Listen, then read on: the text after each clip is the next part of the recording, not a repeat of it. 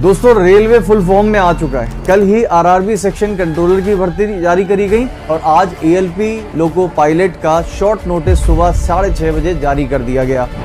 Short notice में यहाँ पर 11,127 वैकेंसीज हैं, 18 से 30 साल की उम्र है और आज 14 मई को इसके फुल नोटिस आने वाला है और 15 मई से इसका फॉर्म भरा जाना है। तो आप सभी लोग भी कमर कस लीजिए और कमेंट करके बताइएगा कि आप हमसे यानी कि विद्याग्राम टीम से किस तरह की तैयारी चाहते हैं। कमेंट सेक्शन में बताइएगा। Thank you.